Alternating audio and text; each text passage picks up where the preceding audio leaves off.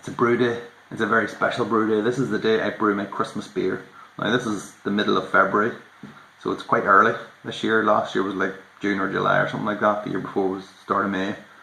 But we're doing really early this time because I'm gonna, you know, do it properly this time. I mean, like, we're aiming for 10% and above, and I'm gonna be putting spirits in. So if I don't get up to 10% with this, then the spirits are gonna make up the rest. So that's gonna need time to settle. So I'm gonna do an Imperial smoked porter. Now I have a beer in the keg which is a normal smoked porter. It was like a little trial run for this recipe. This is based on that. Had to make a few little changes due to ingredients, using ingredients and stuff, but it's nothing major. So yeah, we're going for the Imperial smoked porter. It's going to be using the peat smoked malt that I bought by accident. I used in the last beer. Really nice, really turned out well. The one thing I would have said though, I should have put more smoked malt in. What can you do? So in terms of the malts, then we're talking it's about 6.5 kilo grain bill, and we're aiming for about 10 litres in the fermenter. Don't want like a full keg of this stuff for rocket fuel, for God's sake. No thanks. And I'm going to be bottling it. So let's run through the malts anyway. There's about 7 or 8 malts here I'm looking at, and it should be pretty complex. Let's run through it then. So we got Maris Otter in there, is obviously the bulk, 71%. Just under 8% chocolate, 6.5% peated malt. We've got 5.5% brown malt, 4.7 chocolate wheat, and 2.5 each of extra dark crystal and melanoidin. So we're kind of aiming for a chocolate porter with peat smoked malt on the end of it. That's kind of the idea. That's what that one tastes like now. But in this version, because obviously I'm aging it for a while, I'm going to be using Scotch whiskey. I'm going to get some peat Scotch whiskey, and we are going to be soaking some oak chips. I've got a lot of oak chips up there that I could probably either do with chucking out or using, so I'm going to use them.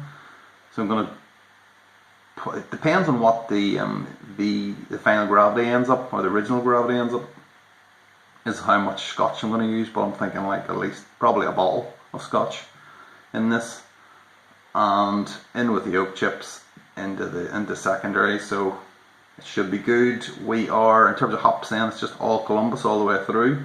In terms of yeast, I've got Midwestern yeast, so we are going to be running that, using that. I've got a bit of trouble left in the jam jar that I've saved just for this. So yeah, let's go and see what kind of craziness happens.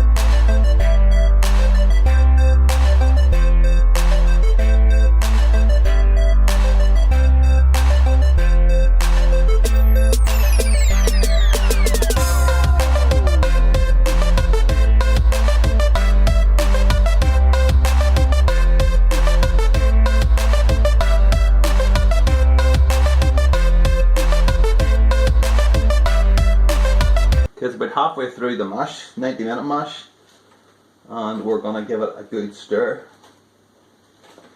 Doing the 90-minute mash to try and get up another couple of points if I can, and I'm doing this to improve the efficiency as well, because I want this beer to be big, and I know I'm going to have to put a little bit of sugar in at some point, but I'm trying to reduce the amount of sugar I need to put in, because I do want this beer to be up above 10%.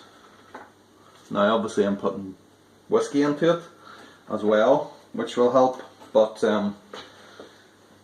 how much whiskey to put in will be determined by how much gravity I get on this. So I'm going to spend a couple of minutes doing this, then we'll get the lid back on. This is the reason why I didn't put the top screen on the top. Well, not the only reason, because they obviously, I'm not going to be doing much of a sparge. I think it's about half a litre or something like that, but we'll see. Starting to think that I might do like a little an extra brew from this. Maybe like a little 5 litres demi-johns full. Seriously considering it. Just like a parti-gyle, because there's an awful lot of grain in here. Okay, so for better or worse, I've decided I'm gonna try and get something out of the mash. So I've got the normal sparge pot down here. I'm kind of winging. I'm winging this. I don't really know what I'm doing. Got about 10 to 12 litres in there. Gonna put it in like a bag. Well, it's gonna be a mash again and see what we get out. So there goes. Gonna get this out now. God only knows what weight this is gonna be, and it's sitting up. This is probably a mistake, but sure.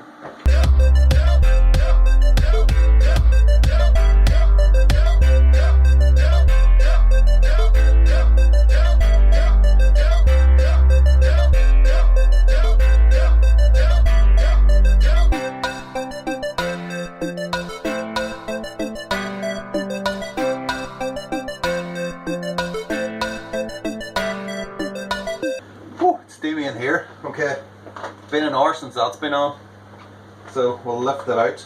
I haven't done this in a while. The old bag. Hope I remember what to do. Jeez, the weight of this. Steamy, it's floor sticky.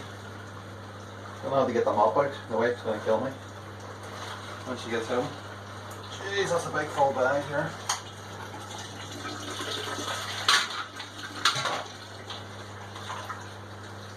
Okay, I'm hoping for the best for this one, but I didn't do any kind of sparge at all. So there's obviously more sugar left in this, but I really don't know what it's going to be. So this is all on the fly. I'm just winging it. I haven't worked anything out, done any calculations whatsoever. We're just doing it. I'm going to see what's going to happen. So, brewing by the seat of my pants. I was going to say literally, but it's really not literally.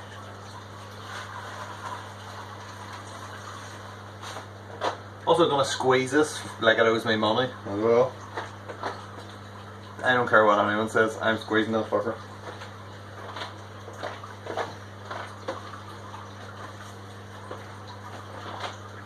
Let's just get some manly gloves on. Oh, Mr. Banana.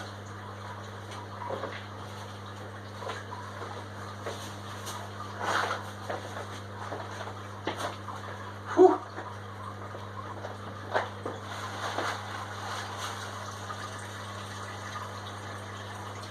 Squeeze and squeeze and squeeze.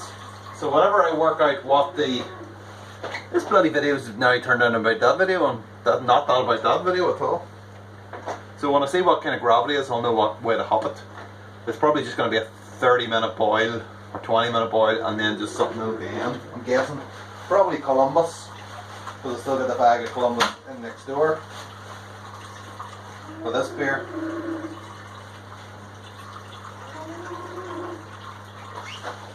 You dirty son of a bitch. Doing the squats. Woo! Let's get a gravity on that, see what it is. We'll let it sit there for the time being. Get the boil on. Imagine having 2 pots going in here. This is insane. This is insane. Seriously. There's only a tiny little fan up there as well. That window's very small, so I'm having to open the door all the time. Can't get this glove off. Hold on. See, I don't do this very often. Even though these are perfectly my size. Yes, I'm sorry. I just outed myself there as a marigold user. Okay, I'm back again. Remember this beer? I've got a hops to put in. 20 minutes left. That's more Columbus. This is going to be Columbus through the whole beer.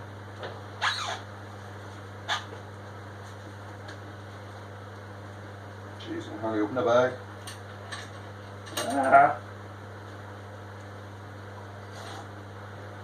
It's only 10 grams. Jeez Louise, is there a fire in here or what's going on? Somebody phone the fire brigade.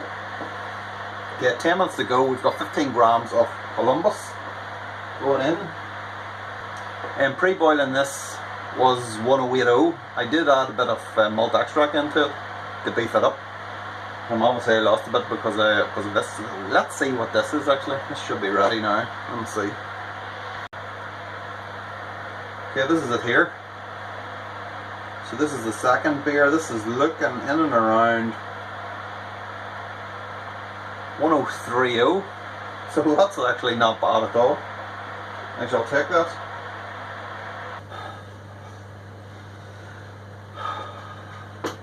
Knackered.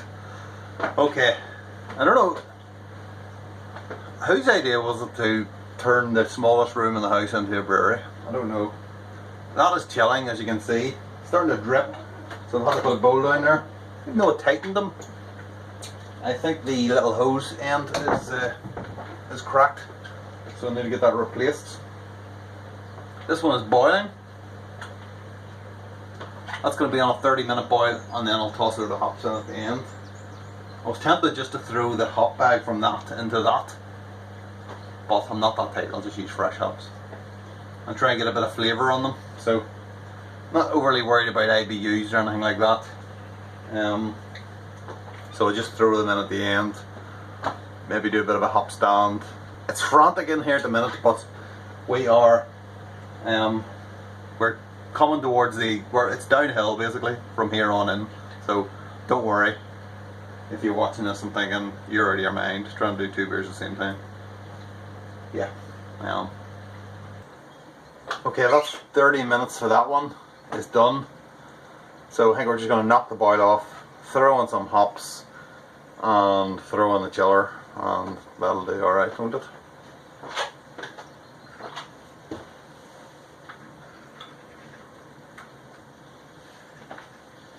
So kill that. I emptied this bag from the other one, so let me go on with 15 grams of Columbus. I'll hope for the best. Again, I don't really give a shit, so right. Life's too short to worry about stuff like IBUs, shit like that. Right, get the chiller. Can I move the chiller while it's on? Even though it's dripping. Okay, let's do that and see what happens.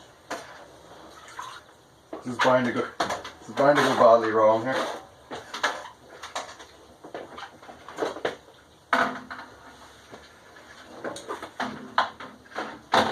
Okay, there we go. We're in. We're in.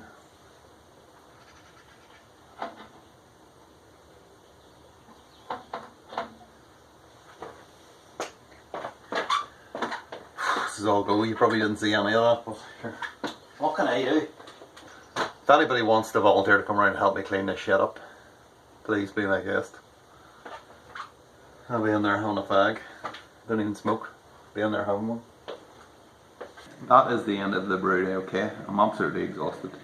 It's probably not a good idea to try to do 2 beers at the same time, but hey, it's done.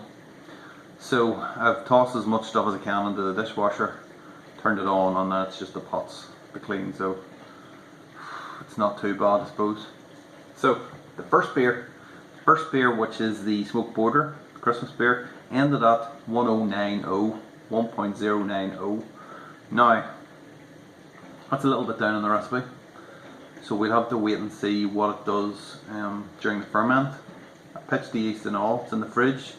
I'm gonna start it at about 19 degrees and then maybe bring it down to about 18 degrees, so it'll probably be clean, I think, with that yeast. That's absolutely fine with me, so we'll wait and see how far that goes down, and then we will put it in the secondary with the whiskey and the oak chips. So that's something to look forward to. The other beer then, this is it here. Gravity finished out at 1.35, it looks like. Okay, so I'm going to soak the oak chips. There's what, 50 grams in there, and some Scotch whiskey. So these are like old ones I had. It says on it, can you see that? The best before November 18. So that's why we're using 50. They're heavy oak chips anyway, which is why I bought them in the first place, because I thought they might be sitting about. So yeah, we're going to soak these in some of this. Now, I don't know if you've bought a bottle of single malt scotch lately, but it's knocking on £40. This was on offer for, or this was selling for £20, so it doesn't really fill me with much confidence it's going to be any nice, but I am not putting a £40 bottle of single malt into this. So, Glenfern from out of Tesco this was. Distinctive and peaty with aromas of salty sea spray, bonfire smoke, bromley apples and cinnamon. Let's pour a little bit in. When you're doing this, it's often the way that you'll look through the camera finder. That's never a good idea. So, I'm going to put in 500 mils. It's quite a lot, but well, you can smell it from here. This is why I'm not putting in a £40 bottle of single malt. Okay, now I am actually looking to the camera viewfinder. See the weight. Come on, 500. Oh shit. 503. Had to do. Okay, so that is going to soak in there for probably another week, maybe a week and a half. We get it into secondary with the rest of the Imperial porter. In fact, actually, let's get a little drink of this first. Now, I'm no way a whiskey expert or anything. It smells a little bit peaty, yeah. It's not really intense. It's not like some of the other peat scotches I've had. Quite light, actually. Hopefully melding it there with the oak chips will do it the world of good. 24 days since brew day. This is our Imperial porter. Took a gravity reading there. It's in around 10, 17, 10, 18. So that's 9.5% already before I add the scotch. So this is how it looks now. I mean, look at the colour on that. Just from the oak chips. The oak chips are all sitting at the bottom. I'm not sure exactly. I need to work out exactly how much this is going to bring up the ABV on that. I was considering racking that into a secondary vessel on top of this, and then I thought, no, I'll just put this in on top of that. There's a yeast cake in there, and then we'll cold crush it. I might put some gelatin in it, and then cold crush it, and then hopefully all that stuff will be stuck to the bottom, so we're not transferring it into the bottles. I was going to say the keg, but I'm bottling this, aren't I? So yeah, so we might need it. Yeah, we'll think about there. We'll worry about that when the time comes. Smell on this, just peat. Whew, powerful.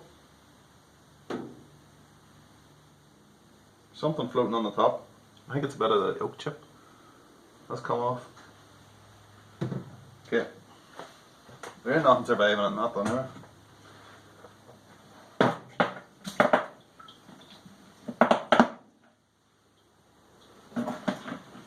As soon as you take the lid off, you smell that kind of really, smells like thick treacle or something like this. Crazy. Okay, let's get it in. Try not to splash too much.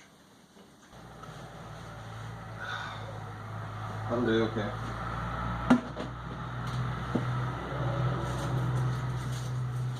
So we're going to leave that for another week or two, and then we'll get a bottle. So it is finally time. 10 months later, something close to 300 days conditioning. I'm looking for my glass this time. This is it. This is my Christmas beer. It is Christmas. It's the day after Boxing Day. It's the Sunday. For anybody watching in the future, you really need to know that. But yeah, this is the longest grain the glass, I think. Certainly I've ever done. Okay, a bit of a hiss, not too much. And this is it. The Imperial smoked Islay porter. It is Jack Black. Get that corn out of my face! Coming out of that bottle. I can smell it already. It smells like a peat fire. There it is. Getting on all that stuff around the bottom. Is this not a clean glass? Probably not. Okay. It looks pretty lively there, actually. I tend to carbonate. If I'm doing Imperials, I would carbonate like, I mean, the very, very, very most, a quarter of a teaspoon of sugar in each bottle. The very most. But even then, it's got a bit of a shelf life of like 18 months, and after that, it's usually a gusher. So yeah, that's what it's looking like now. Jet black. Really kind of tan, creamy head on it. You can see that. The bubbles are streaming up the glass. I don't think it's that. It's not really fizzy or anything, so don't know. Smell it. Don't even need to hold it to my nose. I can smell it. It smells like peat.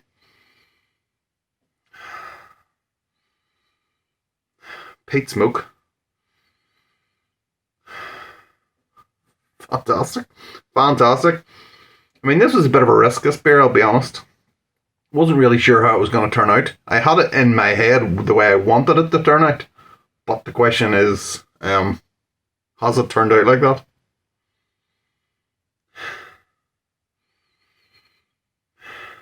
It's...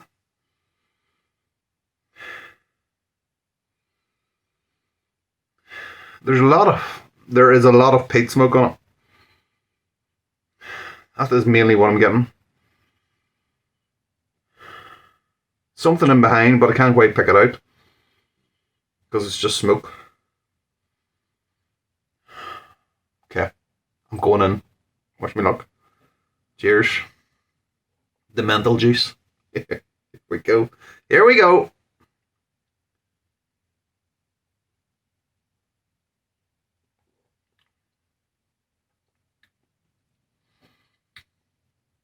It's not overcarbonated. It does kind of look it there, but it just isn't. Okay, the first time you drink it, it's just the peat hits you. That kind of peat whiskey. I have to say it's calmed down a lot. I mean, when it was in the glass originally, it was just like drinking diesel. Calmed down, tasted it after 90 days. And it had calmed down a lot then, but it was still really potent, really strong with the kind of peat whiskey. I tasted it again maybe 2 months ago, and it was still pretty intense, but it was slightly better. It's actually changed now since like 2 months ago. I think it's definitely a lot smoother, for sure. There's more of the kind of malts coming through, I think. I mean, it is very peaty still, don't get me wrong. But I'm sure I can taste those malts.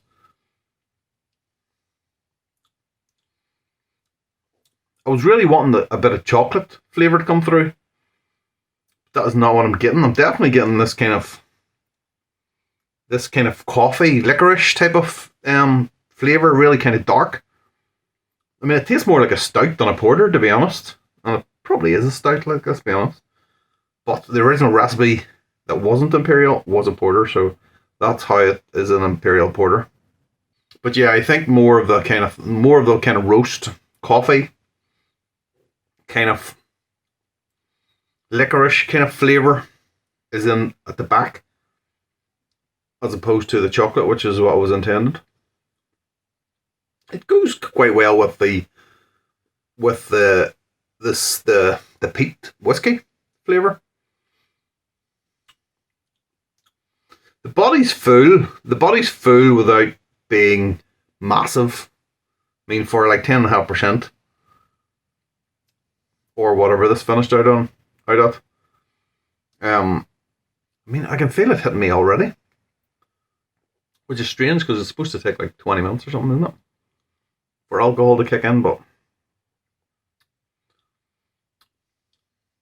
you definitely get a bit of a kind of warm sensation.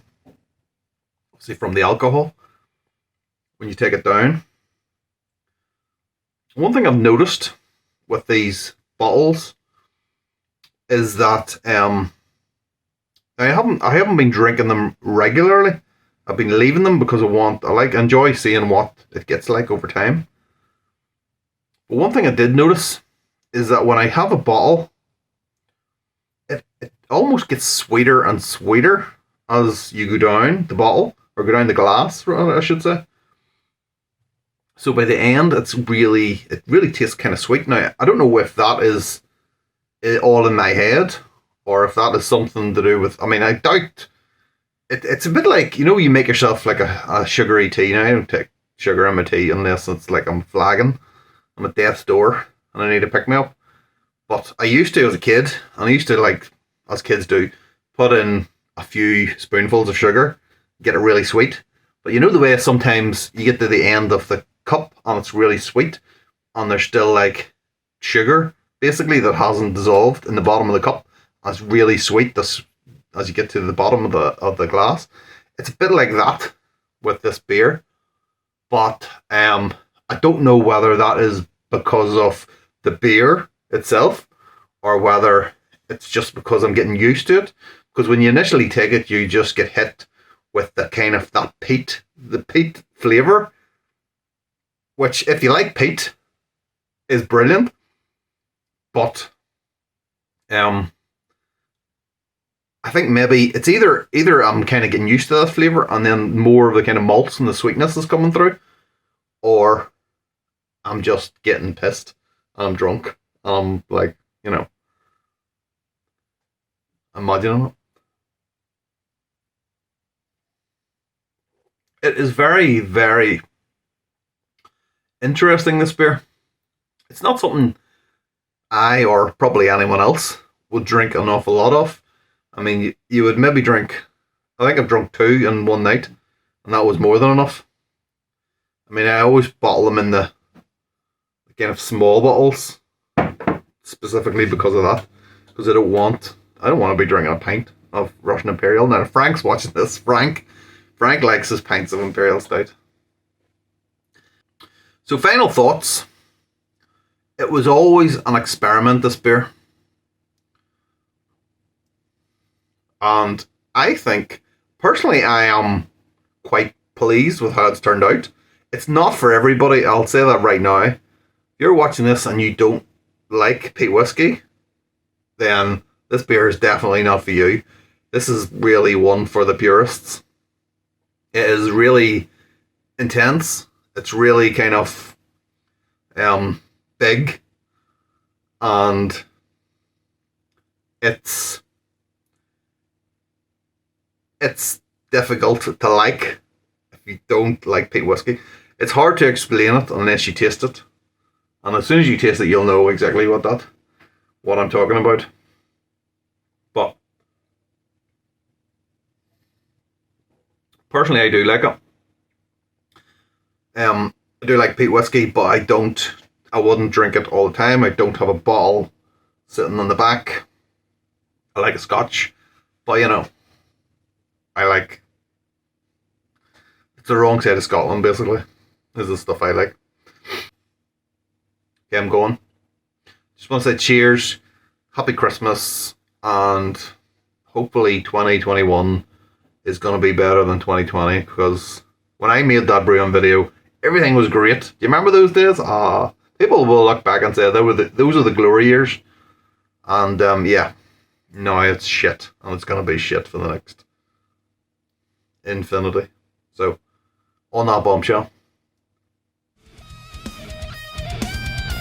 cheers.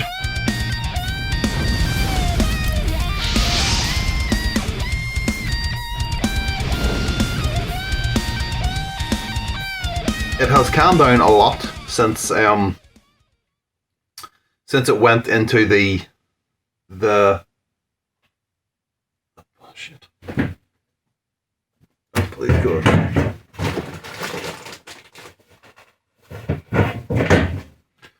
Okay.